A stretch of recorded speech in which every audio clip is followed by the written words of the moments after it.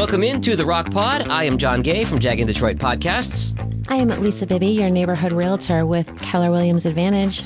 And I'm Trish Caruth, third-generation jeweler and owner of Your Personal Jeweler. Excited for today's guest. She is Tiffany Wisnieski of Twiz Creative. Welcome to the show. Thanks for having me here. I'm looking forward to it. Tell us a little bit about your background, Tiffany, how you got started, and how you ended up becoming a business owner. Yeah, I went to the College for Creative Studies for advertising design, which was super fun. I enjoyed art school. It was definitely the place for me. And then from there, I got right into advertising. You know, I jumped around agencies. I've been to a couple different ones in Detroit here. I've been to an internal marketing team for a medical spa. I also have been to a Detroit startup doing UX, UI, user experience design. So my kind of experience in the design and advertising world has got a range to it. And with all that experience, obviously you know the space very well. What drove you to start your own company? You know, I think 2020 really put the nail on the head, as it did for a lot of people. At the time, I was working in-house on a marketing team, and 2020 hit. There was a few other factors that was happening with the company, and it was just really the perfect time for me to step away. I retained the employer I was working with as a client, so I did some creative and marketing as needed, and just decided that I was going to take a break, but that break ended up becoming me starting a business. So that's really how Twiz Creative started. I started doing things based on referral. Some people that were at that company left to went in other companies and then referred me to their new companies that they were working with and said, hey, I have somebody that does a bunch of marketing, creative things that can help with design, advertising, and everything. So there she is. And I'm like, well, I guess I'm starting a business. What do I call this thing? So that's kind of how Twiz Creative started. Well, congratulations on launching your business. You had taken a trip in 2020 when you first started Twiz. Was this a work trip or did you want to get out and see the country before you started your company? It was definitely both. I had some money saved up and I was thinking about moving to the west side of the country and I wanted to check it out. So my dog and I jumped in the car in my little Subaru and we hopped across the country. And let me tell you, like starting a business and traveling during COVID, during all of the fires that were happening. Oh my God. I guess I wouldn't have it any other way. It was crazy, but it was a lot of fun. And yeah, I just wanted to see the country. And I stayed in Seattle. I stayed in Washington State in Bellevue. I went to California to visit a friend. And then I was in Montana for a little bit, waiting out the fires. So it was just cool to get on the road, meet people. You know, I was on calls day to day back in Michigan and other states, North Carolina. So there was that time difference. It was a little chaotic, but it was super fun. So as amazing of a trip as that sounds, you ended up deciding to stick around in Michigan. So what was the deciding factor in why you chose Michigan to call your home? That's a great question. I think with traveling, I just realized that, you know, every city is just a little bit different, but it has more similarities than there are differences. Like, yeah, there might be a beach here, there might be mountains over here, but at the end of the day, you know, Michigan is where my family is. It's where I'm from. And I just realized that I want to make Twiz a traveling company anyway. So I want to be able to work from anywhere. I don't want a huge brick and mortar office. I want to work with freelancers. So I'm going to be on the go anyway. So let me just stay here, continue to launch this business, and then, you know, kind of grow from there. Nice. Can you talk to us a little bit about the difference between a company and a brand? Yes. So a company to me, you know, is anybody that is making money, right? They've got clients, they've got customers, they're doing the business, but they're kind of lacking something. And that might be personality, that might be actually defining core values, that might be defining the way that they look and present. They're just kind of lacking that, right? And so a brand is somebody that knows who they are, right? You can personify this brand. It's somebody who's confident in their core values. It's somebody that has a defined look and feel. Even if you just think about somebody in your life, like maybe they always dress a certain way, they always present a certain way, they have a strong brand presence to them. And that's the same thing you want to bring to a company. You want people to see or hear or feel something and think of a brand. So company is like lacking personality, brand is confident and has a personality. I love that. So what are some of the ways you specialize in bringing out the brand of a company and sort of fashioning that brand and giving that feel and that voice, social media and otherwise? The primary thing when building a brand is to really just talk to the people who started it. And it's kind of like having a conversation like this. Any company, even the biggest ones, have somebody that started it, right? Somebody who started it in their garage, in their basement, in their grandma's living room, wherever it might be. There's that passion and that soul that sometimes gets forgotten about. And so what I really like to do is when I talk with clients is like, hey, let's get everybody in the room that needs to be. Maybe there's 1 or 2 partners. I have a client that there was 6. So it's like, let's talk to these people and really get down to the reason why we're doing this and why we started in the first place. So at that point, I'm trying to get to the guts of things, because the gut is where we can find passion, where we can relate to their customers, because that's what the customers care about. What do I want to be associated with? Do I want this company or this one? Which one can I relate to? So I really try to pull that out of a client. Well, and I love that you create brands, and I've done the same for myself. And one of the important things that I know I've done is really getting to the video and the photography side of things. You also focus on that, which is amazing, because not only can you create the brand, but you can capture that, business headshot that they need and put together different types of videos. So can you talk a little bit about what you do with the video? Yeah, absolutely. I think once we've defined the brand, and sometimes I go into clients who already have that brand defined. So it's really just like, let's start creating some content.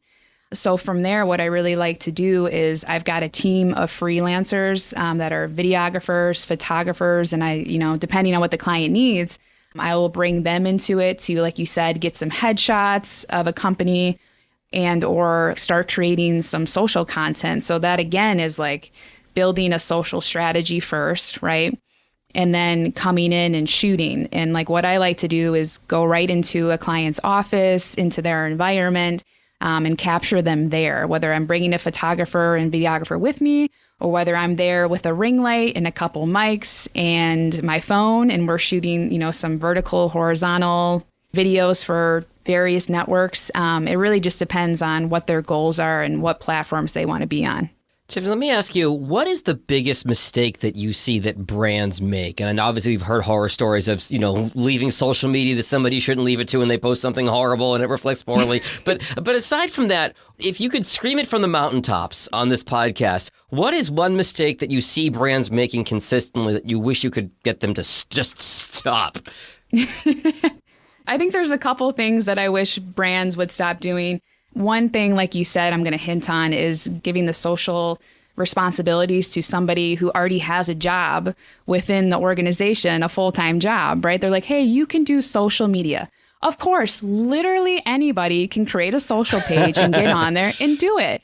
However, they might not be trained in marketing and messaging and branding and how to design and make everything consistent and feel like the same voice. And they don't have the time because maybe they're a receptionist or they're an assistant or they're taking phone calls, and it's just very tough. So I think designating somebody, even if it is internal within the organization, is great. Like, don't just give it to somebody who already has a job. They're not going to have time. They might start, but it's not going to be consistent. Oh, hey, this person's new. They're in their 20s. They're probably good at social. Let's just dump it on their plate. Exactly. And they might be, but do they really know the company's goals? I was going to say, I don't think people realize how much time and effort goes into being that social media expert for the company. It is a full-time job in and of itself. So yes, you need to hire somebody like you that can handle all aspects of that. Right, exactly. The second part of that too is just posting generic things that don't have a real call to action for your viewers or don't really provide them any value. There's definitely a space for that type of content, but you need to mix it in with some high value content as well. Like to your viewers, like here's some free tips on how to do XYZ. Or, if you're interested in more, visit our website and sign up for our newsletter. Like make it easy for them to receive more content from you. And then that way, from a marketing standpoint, you're gaining emails, right? To again, nurture those people who are following you on social, and now you can be in their inbox too. So I think it's the mixture of content. People don't quite understand that you need to have more than just, one type of thing. That actually is very common right now in podcasting, and a hot topic in podcasting, where people talk about posting, your podcast social media. Well, if Mr. Zuckerberg decides that your post is not going to show up in somebody's feed, that's not as effective as having the email address, having their information, and being able to put something physically in their inbox every time you release an episode, as opposed to just hoping they see it on their Instagram or TikTok or Facebook or Twitter or whatever. Yeah, that's you creating your own algorithm, which is empowering. I love that. That's great. Yep, you're getting off that algorithm, and now you've got your own. You've got your email nurture sequence through MailChimp or whatever type of CRM you're using, and now you have control. They might end up unsubscribing, but that's up to you to create good content there too. If they unsubscribe, that's on you. Yep. I've seen that many businesses are focusing on social media and marketing and have moved away from print. But with print being desaturated now, would you say that using print as another form of getting your brand across is beneficial? Yeah, that's a great question. Thanks for asking that. I definitely think that there is room for print. It just depends on what your company is doing, who the customer is, and if that print, whatever it might be, if it's a publication, it's a magazine, or maybe it's even a direct mail piece, meaning it's a postcard that you create that's going to 32,000 homes in Royal Oak. It just depends on what the company is, what that piece of mail or print is doing, and then if that customer is going to be there, if that ideal customer is there or not.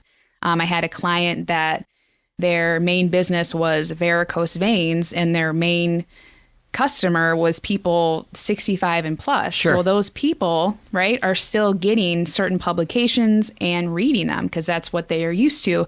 So it worked for them. But other clients, maybe they're even offering like a digital service. It's not going to be as effective in print. So you're saying I shouldn't advertise my podcasting services by sending a postcard to everybody in Royal Oak? I would not recommend that. But, you could do it for maybe businesses. It would depend on direct mail, but I got a guy for that if you want him. Fair enough. Fish where the fish are. Right. Tiffany, what kind of companies and projects are you looking to take on as you continue to grow your business? Just for our listeners to see if there's a good fit there for them. Yeah. So Twiz Creative, like I said, when I started, I was kind of doing everything as you do, right?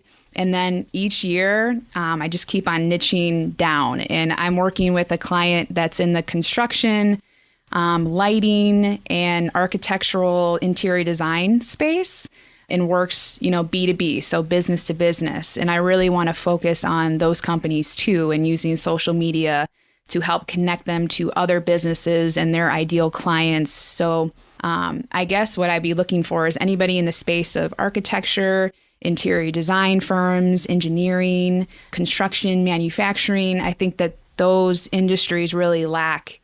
Actually, I know that they really lack in social presence and even just being on LinkedIn and interacting with their customers and really taking control of a firm's sales team and showing them, the powerful tool of LinkedIn and updating the site and being active as a singular person within a company. So I'm really trying to focus in on that.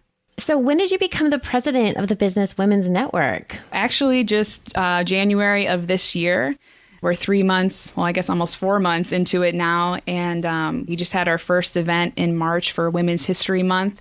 It was over at Woodward Corner Market. And it was fantastic. We had a few women speakers. People are laughing and crying and asking questions and learning about how these women started their business. And it's just really cool. And, the idea is just to really kind of take that sentiment and bring it through the rest of the year, doing these quarterly events, through the chamber, right? Because if you're in the chamber, you're kind of automatically, a BWN member, whether you're a male or female. So it's been fun. I know that you love traveling, but outside of traveling, what else do you do for fun when you're not working? I just talked to somebody and they were like, well, how come you don't go out anymore? I go out, but I find that I've been doing a lot of events that are industry related to what I'm trying to get into. So I talked about being more into the interior design architecture community. So I'm going to these types of conventions and events where these people are and learning about that type of industry, because it's not my industry. But as a marketer, it's really cool because whatever, you're marketing, you have the opportunity to learn. So I do a lot of that. And then other than that, I like to get out in the woods. I like to get out in nature. I have a golden doodle, so we like to go on hikes and, get muddy and disgusting and have fun. And so it's really been that nature. And I also like to paint too. I paint on wooden canvases. Wow, very cool. Yeah, thanks. It is now time for our fishbowl question of the day, where, Tiffany, we ask you a totally random question. So, Lisa, would you please pull our fishbowl question of the day? All right, let me dig in and get a good one. Ooh, so it is spring. What is your favorite flower? Ooh, it's got to be a sunflower. Ooh. Yep, I love the yellow. Now, are you into the giant sunflowers that grow up to 20, 30 feet tall, or... I think the bigger, the better. Like when I go into a grocery store, especially Trader Joe's, and I see those huge sunflowers, I'm like, yep, they got me. I'm definitely going to buy those. So, random story. We have on our street, I don't want to make fun of the guy. He's an older gentleman, and he's got a lot of stuff. And he has these sunflowers that he grows every year. And like Lisa was saying, they're just ginormous to the point where when we walk our dog, we have to go into the street and around them, or we're going to get smacked in the face trying to walk by them because they're huge. Did you know, fun fact here, that a sunflower isn't actually the flower itself? You zoom in on it and there's basically hundreds of little teeny tiny flowers inside of that center part, and that's the technical flower. Wow, I did not know that. Learn something new every day. Tiffany, we appreciate you spending a few minutes with us today. It's great to get to know you as you are part of the Chamber and, of course, the Business Women's Network as well. If our listeners want to reach out to you at Twiz Creative, what are the best ways to find you? Yeah, absolutely. You can find me at twiz.creative on Instagram, and then as well, Twiz Creative on LinkedIn. My email is hello@twiz, TWIZ creative.com. And yeah, that's pretty much the best way to reach me there. Do you have a cell phone? I do. It is 586-201-8877. Thanks, Lisa. Well, thank you. It's been such a pleasure to have you on and talk to you about branding companies, which is so important. And my name is Lisa Bibby, and I'm a realtor with Keller Williams Advantage. I put the real back in realtor. Unsure of how the market is shifting and thinking of selling this year? Call for a free consultation. You can find me on Facebook, YouTube, and Instagram at Sold by Lisa B. And I'm Trish Caruth, third-generation jeweler and owner of Your Personal Jeweler. You can find me online at The Personal Jeweler or our website, www.thepersonaljeweler.com. And I am John Gay from Jag Detroit Podcast. I'm the podcast guy. If you like the way this show sounds, we all recorded this in different places. You want to be a creative, great-sounding, professional-sounding podcast for your business, you can find me online at jagindetroit.com, where I also have a guide on how to start a podcast. Thank you for listening to this episode of The Rocc Pod, produced for the Royal Oak, Michigan Chamber of Commerce. For more information about Chamber events or how to get involved with the Chamber, you can visit us online at royaloakchamber.com. Thanks, everyone.